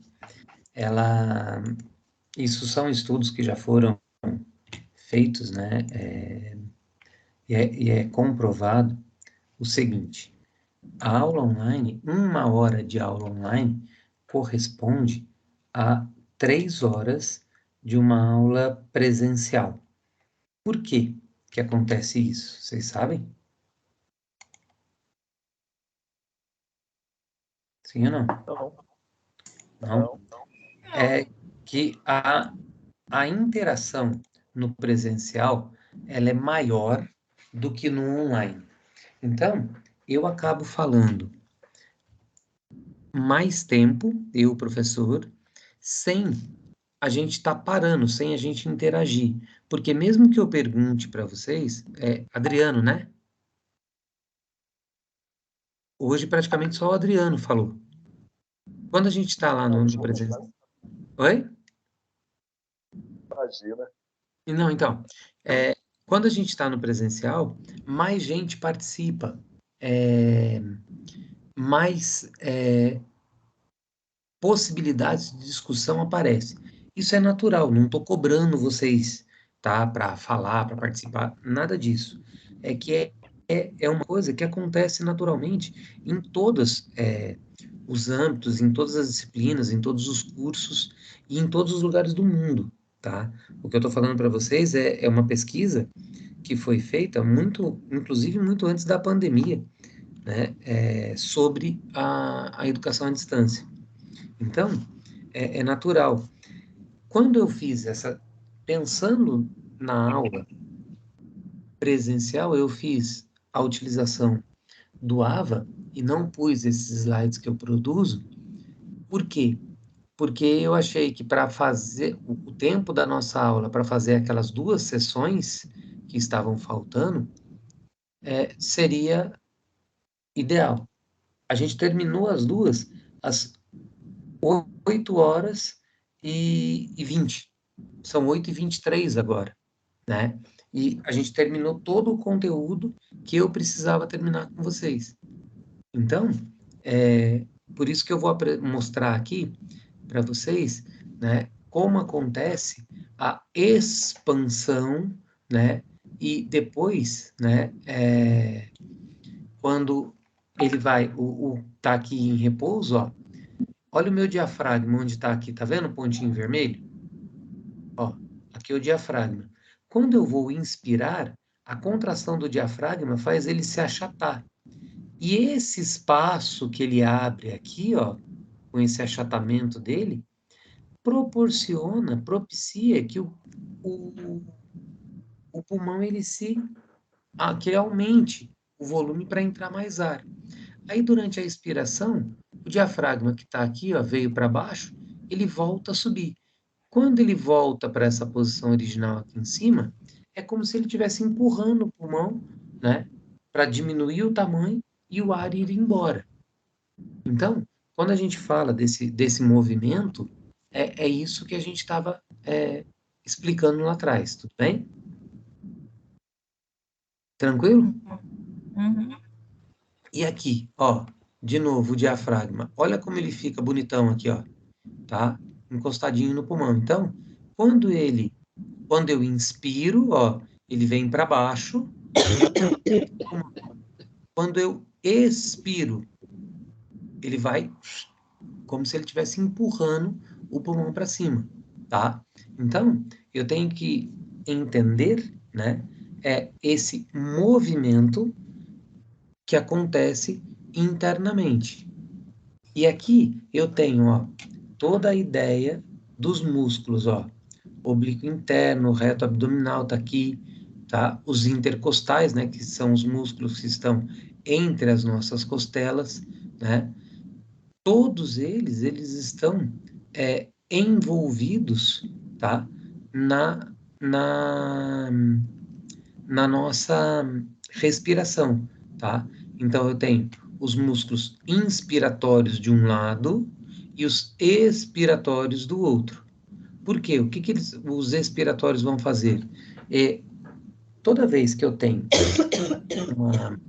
uma contração, né, dos músculos, por exemplo, do diafragma e dos músculos inspiratórios que vão expandir a minha caixa torácica, eu tenho outros músculos que são, eu tenho o agonista e eu tenho os antagonistas, né, os músculos contrários nesse movimento, para que eles possam, depois, quando o movimento do agonista termina, o antagonista faz ele voltar ao normal. Então, eu tenho os músculos trabalhando constantemente para que essa minha respiração fique adequada. Tudo bem? Volta aqui, ó. Então, diafragma na inspiração e na expiração, tá? Lembra, sabe aquela dor que dá do lado quando a gente não consegue respirar? É o diafragma, é uma tetania no diafragma. É uma contração muito forte que ele não consegue voltar, tá? Ele fica contraído muito tempo, daí começa a dar aquela dor. Então, lembra que eu falei para vocês, é a hora da gente parar, tentar regular a frequência respiratória, mas não parar, por exemplo, se você está correndo, não parar de correr, não parar o seu movimento completamente. Você continua se movimentando numa intensidade menor para que você consiga regular essa situação toda. Tudo bem? Aqui, ó, então eu tenho músculos, né, que vão aparecer na inspiração e outros na inspiração, não é que vão aparecer. Eles são mais exigidos, mais importantes, são os que estão mais ativos no momento da inspiração e outros mais ativos no momento da inspiração. O diafragma, ele está presente nos dois, tanto na inspiração como na expiração, tá? Aí, olha a ideia da expansão da caixa torácica, o movimento que faz. Respira, cada um de vocês, põe a mão no peito e faz uma respiração forçada. E percebe como cresce, né, como movimenta as costelas. Isso é natural, porque eu preciso desse espaço. A musculatura vai fazer, né, essa função para mim, ela vai me ajudar, né, a fazer essa expansão, a ter esse movimento da caixa torácica, né, dos ossos da caixa torácica, para que eles possam acolher o pulmão mais cheio. Tudo bem? Aí, aqui a gente está falando da capacidade vital, espirometria. Olha lá, quando a gente fala daquela estrutura lá, dentro do pulmão, deixa eu pôr isso para cá, senão eu não consigo mostrar para vocês, espera aí. Eu tenho a caixinha que fica eu tenho dentro do pulmão, né, o alvéolo que ele vai fazer. Ó, aqui é um alvéolo e aqui ele está ampliado.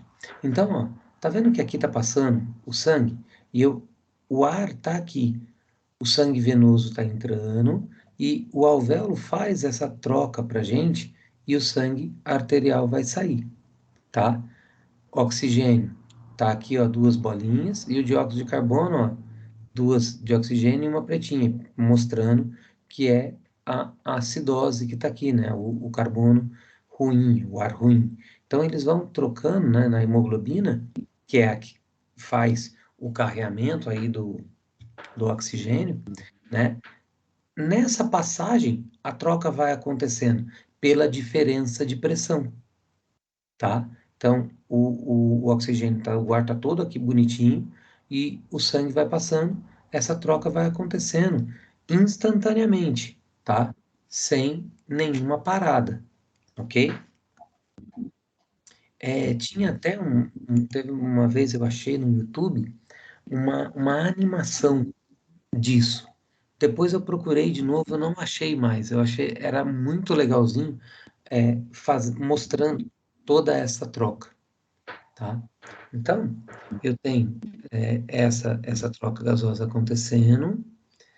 Aqui, a mesma imagem, né, lá dos músculos. O que mais? Deixa eu ver o que eu tenho mais para mostrar para vocês. Isso aqui tudo foi aquilo que a gente estava falando, tá? Antes, só que sem a imagem. Eu devia ter posto isso aqui direto, que daí ficava mais fácil para vocês visualizarem. Aqui tá tudo bonitinho. Isso também está disponível para vocês, tá? Lá no Ava, esses slides aqui estão todos disponíveis. Eu deixei todos juntos lá para vocês. Deixa eu ver. O efizema, olha lá, o que acontece, né, com o alvéolo quando ele está normalzinho e quando ele foi destruído, por exemplo, aqui, ó, por quem... Lembra aquele pulmão que a gente viu lá que estava todo ferradão do cara fumando? O cigarro, né, os agentes, né, presentes lá no cigarro, eles vão queimar o pulmão, vai deixar ele dessa forma. Então, a estrutura fica dessa maneira, toda destruída, e aqui, o que acontece? Dificulta a troca gasosa, tá? Então, é mais ou menos esse o esquema que a gente vê quando a pessoa está com efizema, né, com essas patologias que são bastante prejudiciais aí para o ser humano, para o sistema respiratório. Bom, galera, era isso que eu tinha para apresentar para vocês. Aí agora eu gostaria de ouvir de vocês um pouquinho, se vocês têm dúvidas, se vocês querem dar uma recordada nas outras coisas, mas em formas de perguntas para a gente ir conversando, debatendo, porque se eu for pegar, voltar a todos os slides, tentar apresentar tudo de novo, a gente não vai dar conta de fazer isso. Ou vocês querem encerrar, eu vou disponibilizar isso para vocês, né? Esse vídeo para vocês, a aula, para vocês estudarem, para as outras matérias e tal. Agora fica à vontade e livre para vocês. Quando será a sua prova mesmo? A minha prova é na próxima quinta-feira. Deixa eu ver aqui, eu já falo para você exatamente o dia. Dia 9. As provas começam dia 6, a minha vai ser no dia 9, que é o dia da aula. Próxima quinta-feira. Eles sempre procuram marcar dessa forma, né? As avaliações no dia da aula. A não ser, né, que, por exemplo, dia 16 é feriado de Corpus Christi. Então, pode ser, eu acredito que a prova de segunda chamada seja antes. Deve ser, tipo, dia 14, 15, alguma coisa assim. Daí eu não sei como que vai ficar, quem aplica e tal. Quem vai fazer. Esse calendário eu não tô com ele aqui. Deixa eu ver se ele tá aqui. Eu já vejo também. Peraí. A data, eu tenho um calendário acadêmico e eu consigo ir. Não tem acadêmico. Achei que eu tinha. Não. Peraí, tô olhando no lugar errado. No pendrive não tem mesmo. Computador eu tenho. Não tem. Que coisa feia. Não tem o calendário, não. Desculpa. Galera, alguma dúvida? Querem falar, perguntar? Professor, Oi. a fibrose cística, né? Ela atinge qual área do pulmão? Oi, peraí que eu não ouvi, cortou. A fibrose cística, qual a área do pulmão que ela afeta? Por favor. Ela quem, amor? Fibrose cística. Não sei. Nunca ouvi falar disso. Fibrose cística, o que é? Alguém sabe? Nossa, Fernanda, agora você me quebrou, hein? As duas pernas juntas ainda. O que é isso? A fibrose, professor. Oi? É isso. Gente, A, fi- Ó, a Adriana, fibrose cara. é como se fosse o pulmão ele endurecesse. Ele não consegue expandir mais. Isso é uma fibrose. Sim. Olha, se é uma fibrose, se ele não consegue expandir, muito provavelmente é alguma coisa que vai aparecer na parte elástica do pulmão, tá? Na musculatura elástica do pulmão. Então, quando a gente faz os testes de função pulmonar, provavelmente é ela que a gente vai detectar. Por quê? Dentro lá da minha tese de doutorado, eu falo sobre o broncoespasmo induzido pelo exercício. E um dos testes que eu faço com todas as pessoas, com todos os atletas que são sujeitos, é o teste de função pulmonar, para ver o quanto o pulmão dele expande ou não durante o processo de respiração. Então, essa expansão está diretamente ligada à função elástica da musculatura do pulmão, tá? Dos tecidos, né, do pulmão. E essa fibrose, então, deve ser alguma patologia, alguma implicação que vai dar nessa parte elástica. Mas, sinceramente, eu nunca vi nada sobre isso. Desculpa. imagina, beleza, dá uma pesquisada. Beleza é o que eu mais tenho, só se olhar assim, ó, você já, linda.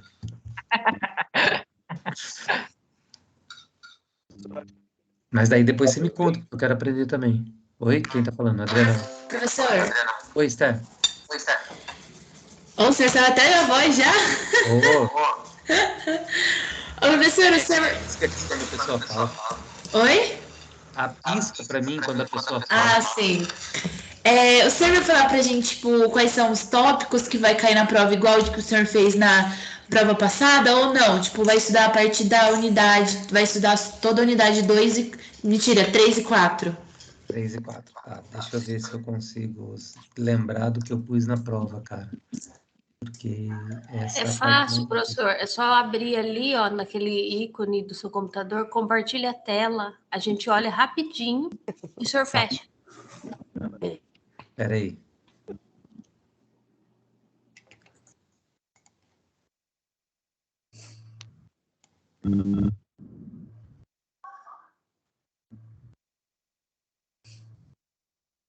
Essa aqui? Tá aqui, ó. A prova tá aqui, ó. Pronto, já viram? Compartilhei rapidinho, agora eu já posso Nossa, virar. professor, pode apertar ali pra gente dar só pra abrir, é rapidinho. Não, mas então, foi rapidinho, é que saiu e ela não abriu, olha, só que sacanagem.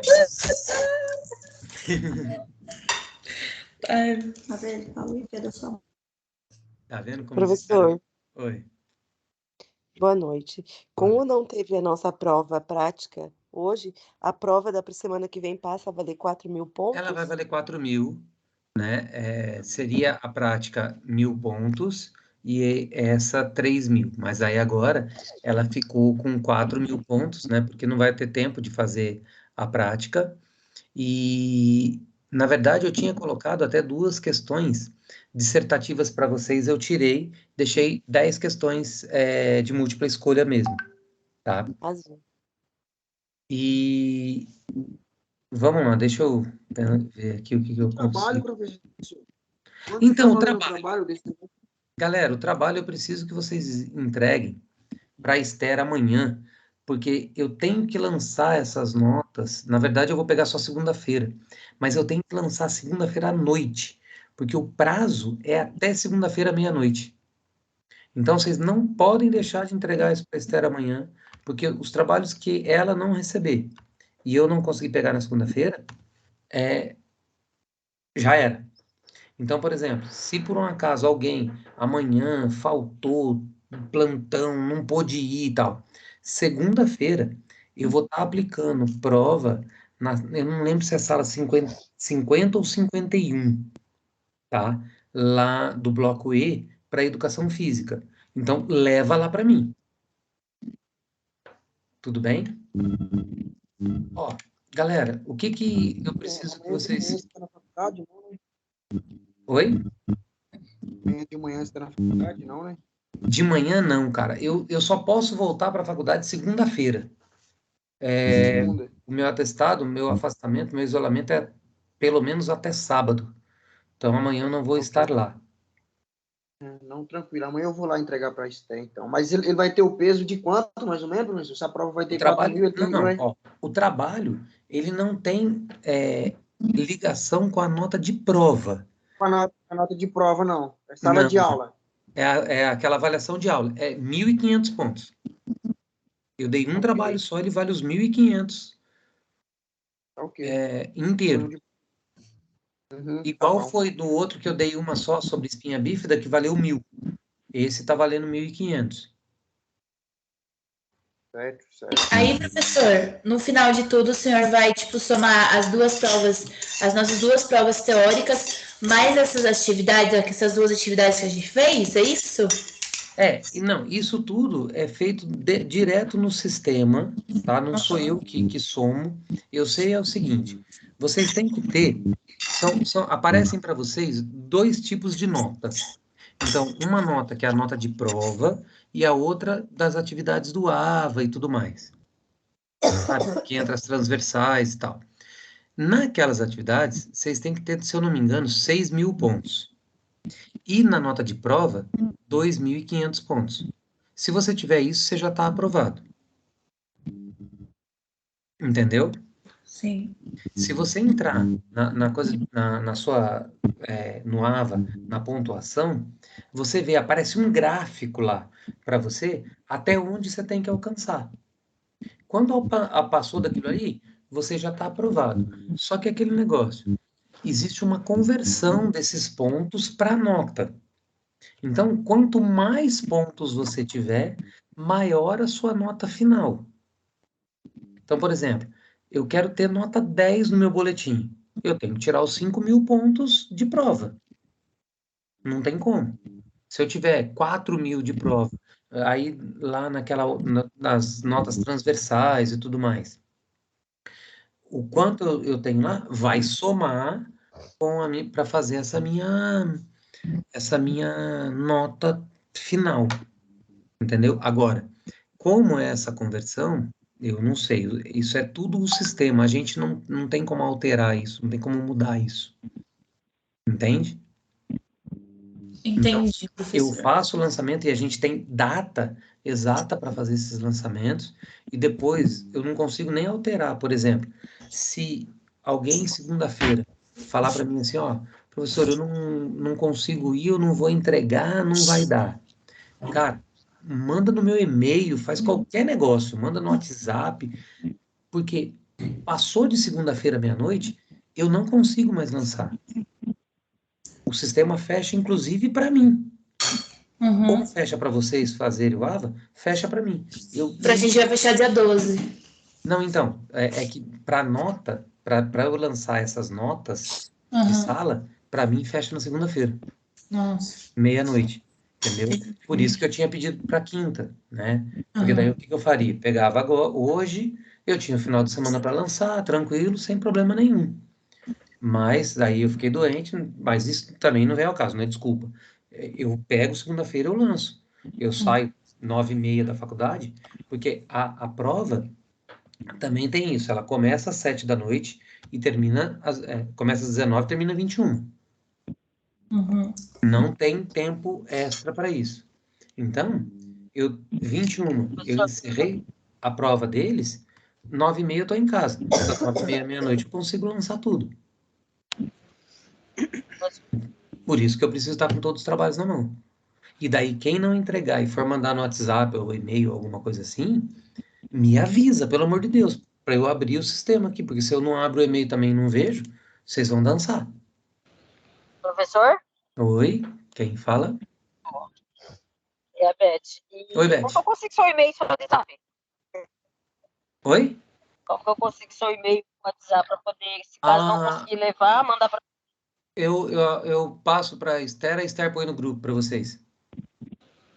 Beleza. E deixa eu falar para o senhor, a apresentação do trabalhos, dessas aula no AVA, esse negócio de estar mandando certificado, como que é isso que não estou conseguindo? Como assim? Diz que tem que finalizar com certificado, mandar quando você finaliza o AVA de cada matéria. Olha, o AVA mesmo tem que disponibilizar para vocês esse certificado. É que eu não, sinceramente, não sei te dizer qual é o procedimento exato disso. Eu posso pesquisar, eu pergunto e falo para você na próxima aula. Mas sabe quem pode te auxiliar? Sabe o pessoal que normalmente vai lá na sala, o pessoal do TI, que ajuda quando não funciona alguma coisa? Eles ficam numa salinha ali do lado da Xerox. Você pode perguntar ali para eles, a hora que eles estão ali, eles mostram para você. Tá? Tá bom. Se você tiver mais pressa, né, para não esperar até quinta-feira, você pode passar ali e conversar com eles. Ou mesmo na secretaria. A mãe não pular. Eu vou pegar com a Esther o seu contato, então. Tá bom, professor? Obrigada, viu? Tá bom. Aí, Esther, depois você pode disponibilizar no grupo, então. O seu número ou o e-mail? Oi? O seu número ou o e-mail? Pode pôr os dois. Vai bombar, hein, professor? Não tem problema. O que eu não quero é prejudicar vocês, caso alguém não consiga te entregar. Entendeu? Tá. Professor, sou eu, o Eric. Eu posso fazer uma correção aqui do que o senhor tinha falado aqui no grupo? Sim, claro. É sobre a média lá. Tem a média 6 mil para nós bater no total. E você tinha falado 2.500. Na verdade, é 1.500 tem que bater. Na prova, a média da prova. Ah, tá. Não, é que assim, na verdade, tem algumas... eu esqueci, vocês são primeiro semestre. Primeiro semestre é 1.500. É que nos próximos semestres, vocês vão ter algumas disciplinas que a gente chama de nível 2. As disciplinas nível 2 são 2.500. Então, para vocês, está mais fácil ainda. Sim, tá fácil. Aí, exemplo, você tira 7 mil na média total lá, só que não consegue os 1.500 na prova, aí você reprova. E disso eu já tô por dentro já. Ah, sim, é assim, ó, não adianta você ter, se é 6 mil o total de pontos que você tem, você pode ter 8 mil, mas se você não conseguiu o mínimo da prova, que no caso de vocês então é 1.500, você vai reprovar. Exatamente, era só isso para mesmo. Ah, tá, obrigado. Então, o que acontece, galera, é isso, vocês têm que estar atentos a isso. Da mesma forma que se eu conseguir, por exemplo, 2 mil, 3 mil de prova e não completar os 6 mil pontos, eu também vou reprovar. Eu tenho que ter as duas possibilidades de pontuação dentro do que é esperado. Então, para alcançar os 6 mil pontos, eu tenho que fazer as atividades do AVA, as atividades transversais, aquelas coisas todas que tem lá, mais as notas de prova. E ela somando vai ter que dar os 6 mil. Só que eu tenho que ultrapassar o limite mínimo que eles exigem em cada uma delas. Professor, então passa aí o que vai estar na prova. É mesmo, eu comecei a falar e parei. Então vamos lá, ó. Coração, pensa em estruturas, é importante. As patologias do coração também é importante. O que mais? O que a gente falou hoje da parte respiratória, a gente tem que pensar. Bom, galera, o problema é que, assim, na verdade, a quantidade do material agora foi menor do que da primeira. Vai ter que fazer tudo mesmo, né? Pode usar as 3 unidades tranquilão que vocês dão conta. Não tem muito o que fugir disso, não. Porque tá tudo muito ligado na coisa. Mas pensa assim, vocês são inteligentes pra caramba. Vocês já viram como é a estrutura da minha prova. Então, começa a olhar os slides quando vocês... Se vocês estudarem pelos slides e lembrar do que a gente conversou, começa a olhar os pontos importantes que vocês percebem ali, né? O que a gente viu, por exemplo, na aula prática, nas 2 aulas práticas, se bem que a de respiratório, meu Deus, eu nem estava lá, eu estava ruim pro inferno. Mas o que a gente viu lá de estrutura, o que tinha mais como é o nome? No roteiro, né? O que eu pus lá de importante nas estruturas. Tenta lembrar daquilo e estudar por isso. É sempre assim. As minhas provas eu faço com bastante olhando bastante para o que a gente fez nas aulas. Eu não vou fugir do que a gente fez nas aulas, tá? Embora... Não. Para vocês eu não pus nenhuma pergunta do AVA, não. Teve uma outra turma que eu pus uma pergunta do AVA para eles. Uma só também. Mas, embora assim, é o que a gente fez em aula, é o que a gente conversou, o que a gente comentou em aula, que é o que está na prova.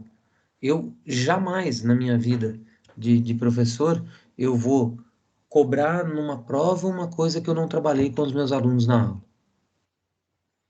Então, olha os slides, estuda por eles, tenta lembrar aí do que a gente vem conversando, falando, e é isso.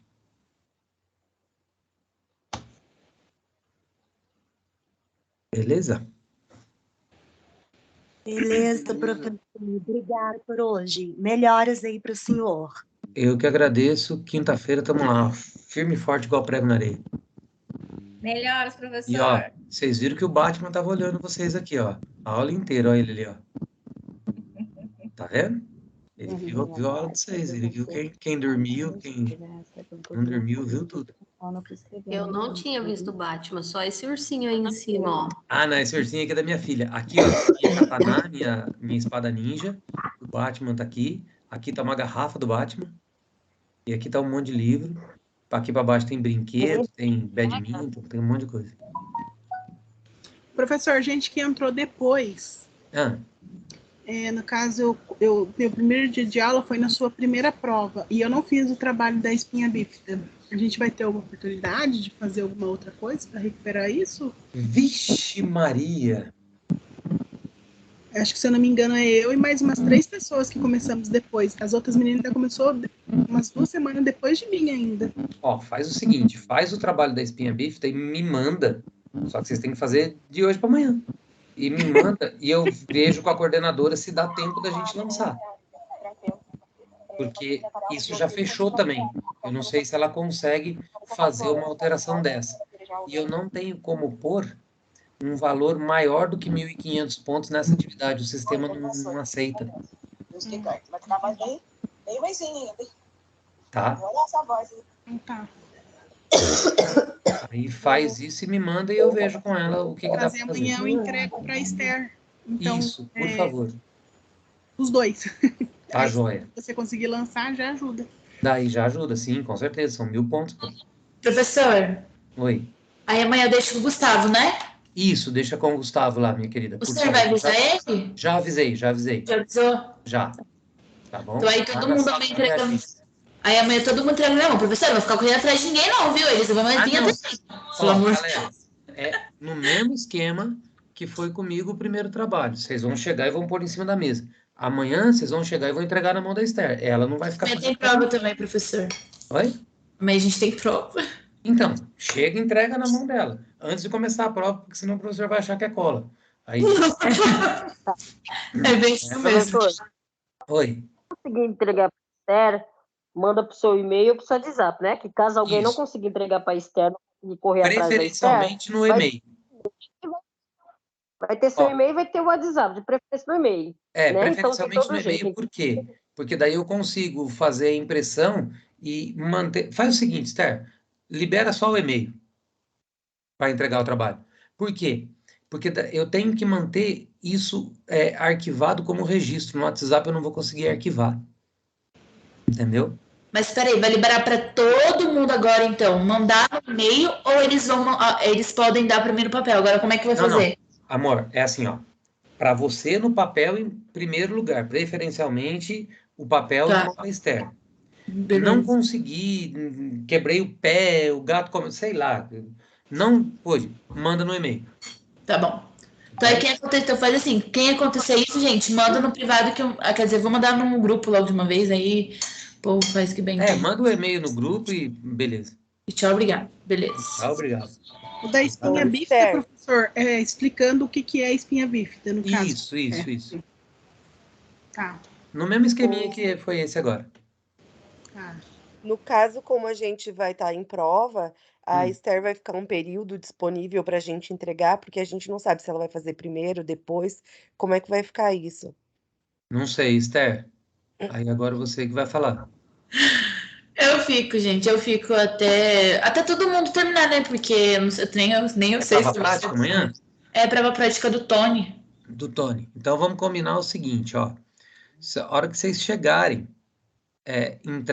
vai entregando para a Esther, deixa tudo com ela, bonitinho, e...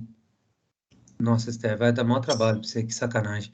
E quem for fazer depois dela, né, tem que entregar para ela antes. O ideal é assim, se a prova vai começar às 7, galera, tenta, a hora que chegar, já entregar tudo para ela. Independente da hora que ela vai fazer, porque o Tony não deu a ordem que vai fazer ainda, certo? Não, a gente que vai decidir lá na hora. Então, chega, já vai entregando tudo para Esther. O que acontece? A gente vai se eu não me engano, vai todo mundo para a sala primeiro, antes do laboratório. Então, eu imagino que todo mundo vai chegar antes das 7 horas. Então, tipo, eu vou estar na escola a partir das 4 horas da tarde. Então, tipo, 7 horas já tô na sala. Então, o povo vai chegando e vai me entregando. Ah, então, ó, perfeito. Ótimo. Se vai todo mundo para a sala, tem que entregar para a Esther lá na sala. Porque aí eu vou até falar com o Tony já falando que só estão entregando o seu trabalho para mim, para ele não achar que é alguma coisa assim. Tá, eu aviso ele também. É que eu acho que é mais fácil, porque a gente vai ter todo mundo focado na prova do Tony. Aí chegou, me entregou, não precisa mais se preocupar com o seu trabalho. Exatamente. E eu aviso o Tony que você vai recolher isso para mim. Ah, tá. A senhora avisa, por favor? Aviso. Eu mando uma mensagem para ele. Então tá. Aí amanhã eu entrego pro Gustavo, então. Perfeito. Yara? Só que o Esther. Deixa a Yara falar que ela levantou a mão. Ela é chique. Tem gente que tá de plantão, amanhã não vai estar, lógico, mas tem muita gente que vai estar de plantão e não vai conseguir chegar antes das 7, porque acaba o plantão às 7. Então, tudo bem. Quem não consegue chegar nesse horário, pode entregar para ela depois ou mandar no meu e-mail, sem problema nenhum. Tudo bem? Tudo bem, professor. Eu acho que para compensar a Esther, você podia dar aquele bolo para ela, né? Eu vou fazer o bolo para ela, com certeza. Eu acho justo. Ai, obrigada, professor. A Esther merece. Obrigada. Então, professor, vou comprar aí. A revisão de prova de vocês deve ser na última semana de julho. Eu vou levar. De julho não, junho. E vocês podem ir lá ver nota e falta, essas coisas, chorar lá e tal. Eu levo o lencinho. E levo o bolo para Esther também. Pronto, tá combinado. Nossa, eu vou estar lá. Não sei se eu vou estar chorando ou vou estar feliz. Mas pelo menos com o meu bolo eu vou sair. Com o bolo você vai comer. Pronto. E com a alegria também. Agora você é de alegria, de tristeza. Adriano, você como deu essa boa ideia, cara, você tá convidado a ir lá comer o bolo com a Esther também. Isso aí, Adriano. Você não é justo. Eu também quero o bolo. Nossa, não vale não. Aí, deixa num dia escondido aquelas, né? Depois a gente combina o dia separado. Beleza, só daí se conversa. Oi, Esther, que coração peludo é esse, filho? Vamos compartilhar. É isso, gente. Sou de bom coração. Ó, vou parar de gravar. Vamos comer escondida. Como que vai ficar isso na internet depois? Gente, eu sou tão boa com vocês, respondo todos.